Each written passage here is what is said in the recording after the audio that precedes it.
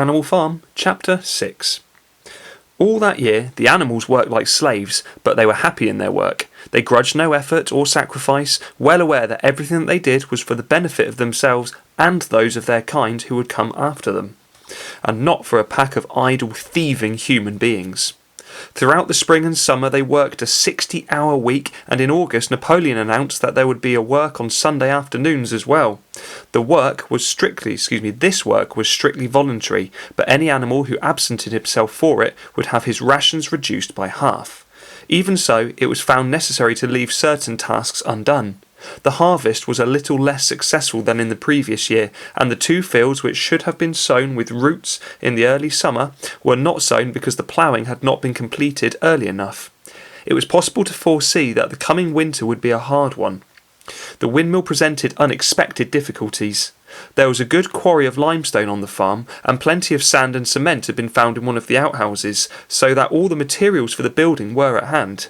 But the problem the animals could not at first solve was how to break up the stone into pieces of suitable size. There seemed no way of doing this except with picks and crowbars, which no animal could use because no animal could stand on his hind legs. Only after weeks of vain effort did the right idea occur to somebody, namely to utilise the force of gravity. Huge boulders, far too big to be used as they were lying all over the bed of the quarry. The animals lashed ropes round these, and then all together, cows, horses, sheep, any animal that could lay hold of a rope, even the pigs sometimes joined in at critical moments. They dragged them with desperate slowness up the slope to the top of the quarry, where they were toppled over the edge to shatter to pieces below. Transporting the stone when it was once broken was comparatively simple. The horses carried it off in cartloads, the sheep dragged single blocks, even Muriel and Benjamin yoked themselves into an old governess cart and did their share. By late summer a sufficient store of stone had been accumulated, and then the building began, under the superintendence of the pigs. But it was a slow, laborious process. Frequently it took a whole day of exhausting effort to drag a single boulder to the top of the quarry, and sometimes when it was pushed over the edge it failed to break. Nothing could have been achieved without Boxer, whose strength seemed to equal that of all the rest of the animals put together. When the boulder began to slip and the animals cried out in despair at finding themselves dragged down the hill, it was always Boxer who strained himself against the rope and brought the boulder to a stop. To see him tolling up the slope inch by inch, his breath coming fast, the tips of his hooves clawing at the ground, and his great sides matted with sweat, filled everyone with admiration. Clover warned him sometimes to be careful not to overstrain himself, but Boxer would never listen to her. His two slogans, I will work harder and Napoleon is always right, seemed to be to him a sufficient answer to all problems. He had made arrangements with the cockerel to call him 3/4 of an hour earlier in the mornings instead of half an hour, and in his spare moments, of which there were not many nowadays, he would go alone to the quarry, collect a load of broken stone and drag it down to the site of the windmill unassisted.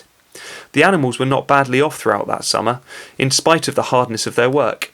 If they had no more food than they had in Jones's day, at least they did not have less. The advantage of only having to feed themselves and not having to support 5 extravagant human beings as well was so great that it would have taken a lot of failures to outweigh it. And in many ways the animal method of doing things was more efficient and saved labour. Such jobs as weeding, for instance, could be done with a thoroughness impossible to human beings. And again, since no animal now stole, it was unnecessary to fence off pasture from arable land, which saved a lot of labour on the upkeep of hedges and gates. Nevertheless, as the summer wore on, various unforeseen shortages began to make themselves felt.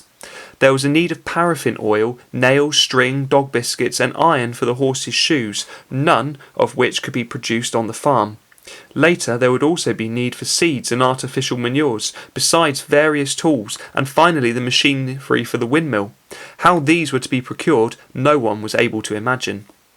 One Sunday morning, when the animals assembled to receive their orders, Napoleon announced that he had decided upon a new policy. From now onwards, Animal Farm would engage in trade with the neighbouring farms, not of course for any commercial purpose. I got carried away there. not for any commercial purpose, but simply in order to obtain certain materials which were urgently necessary. The needs of the windmill must override everything else, he said. He was therefore making arrangements to sell a stack of hay and part of the current year's wheat crop, and later on, if more money were needed, it would have to be made up by the sale of eggs, for which there were always a market in Willingdon. The hens, said Napoleon, should welcome this sacrifice as their own special contribution towards the building of the windmill. Once again, the animals were conscious of a vague uneasiness. Never to have any dealings with human beings, never to engage in trade, never to make use of money. Had these not been among the earliest resolutions passed at that first triumphant meeting after Jones was expelled? All the animals remembered passing such resolutions, or at least they thought that they remembered it. The 4 young pigs, who had protested when Napoleon abolished the meetings, raised their voices timidly, but they were promptly silenced by a tremendous growling from the dogs. Then, as usual, the sheep broke into 4 legs good, 2 legs bad, and the momentary awkwardness was smoothed over. Finally, Napoleon raised his trotter for silence, and announced that he had already made all the arrangements. There would be no need for any of the animals to come in contact with human beings, which would clearly be the most undesirable. He intended to take the whole burden upon his own shoulders. A Mr. Whymper, a solicitor living in Willingdon, had agreed to act as intermediary between Animal Farm and the outside world, and would visit the farm every Monday morning to receive his instructions. Napoleon ended his speech with his usual cry of "Long live Animal Farm!" and after the singing of Beasts of England, the animals were dismissed. Afterwards, Squealer made a round of the farm and set the animals' minds at rest. He assured them that the resolution against engaging in trade and using money had never been passed or even suggested. It was pure imagination, probably traceable in the beginning to lies circulated by Snowball.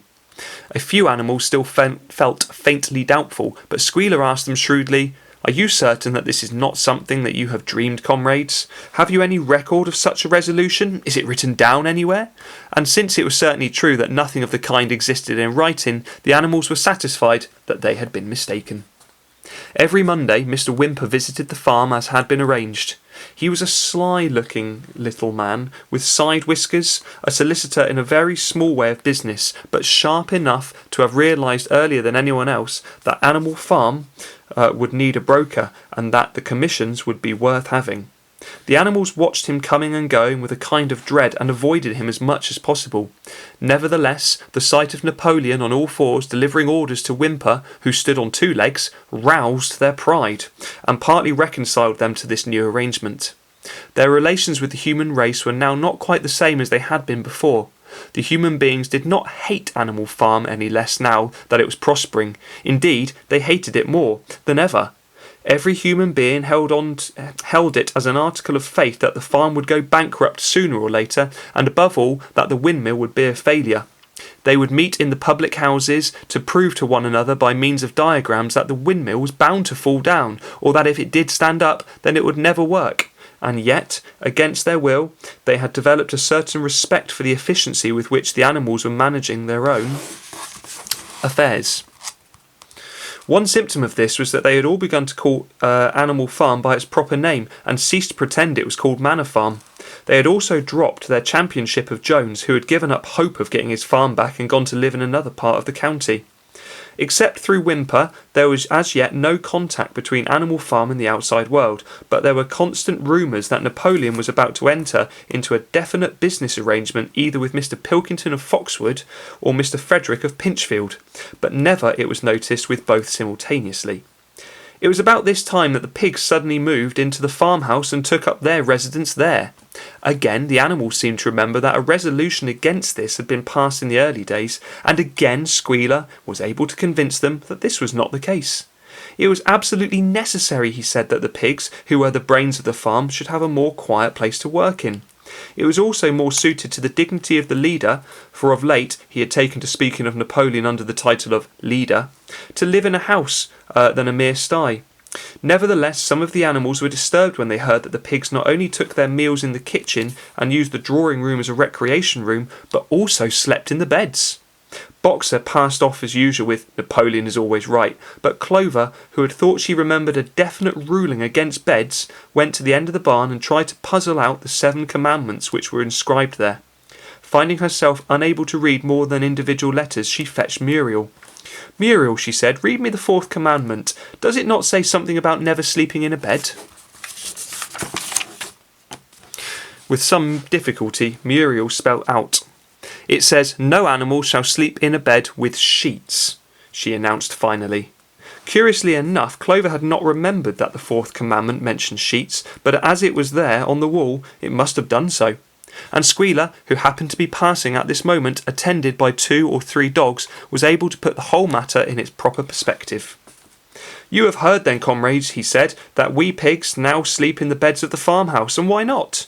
You did not suppose surely that there was ever a ruling against beds?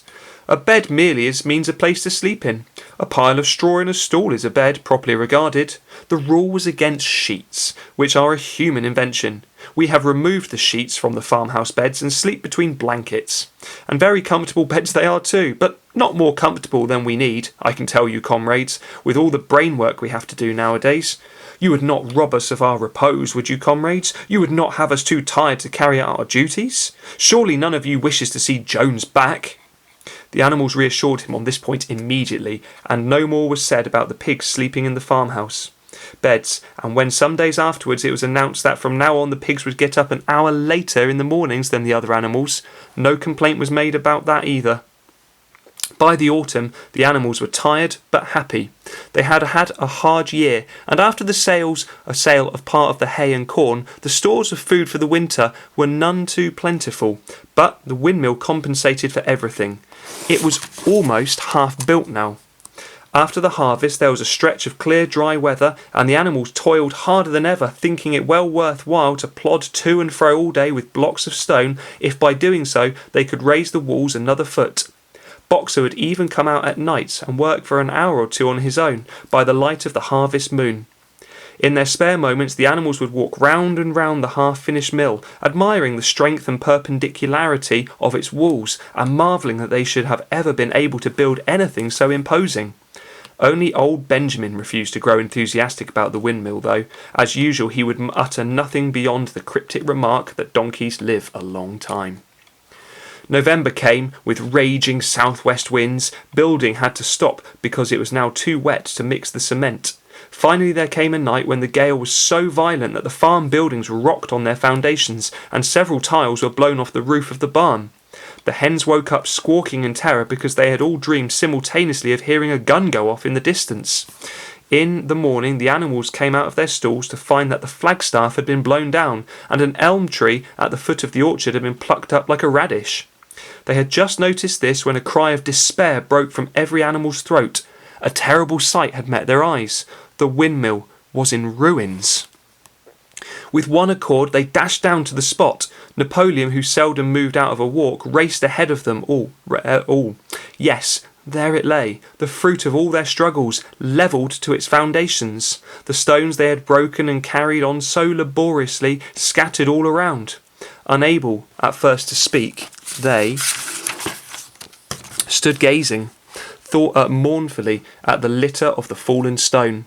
Napoleon paced to and fro in silence, occasionally snuffling at the ground. His tail had grown rigid and twitched sharply from side to side, a sign of intense mental activity. Suddenly he halted as though his mind were made up. "Comrades," he said quietly, "do you know who is responsible for this? Do you know the enemy who has come into the night and overthrown our windmill? Snowball!" He suddenly roared in the voice of thunder. "Snowball has done this thing, in sheer malignity, thinking to set back our plans and avenge himself for his ignominious expulsion. The traitor has crept here under the cover of night and destroyed our work of nearly a year. Comrades, here and now I pronounce the death sentence upon Snowball. Animal hero second class, and half a bushel of apples to any animal who brings him to justice. A full bushel to anyone who captures him alive." The animals were shocked beyond measure to learn that even Snowball could be guilty of such an action. There was a cry of indignation, and everyone began thinking of ways of catching Snowball if he should ever come back. Almost immediately the footprints of a pig were discovered in the grass at a little distance from the knoll. They could only be traced for a few yards, but appeared to lead to a hole in the hedge. Napoleon snuffed deeply at them and pronounced them to be Snowballs. He gave it as his opinion that Snowball had probably come from the direction of Foxwood Farm. "No more delays, comrades," cried Napoleon when the footprints had been examined. "There is work to be done. This very morning we begin rebuilding the windmill, and will build all through the winter, rain or shine. We will teach this miserable traitor that he cannot undo our work so easily. Remember, comrades, that there must be no alteration in our plans. They shall be carried out to the day. Forward, comrades! Long live the windmill! Long live Animal Farm!" And I should probably point out, if you believe that everything that Napoleon says about Snowball, then you're being taken for a ride.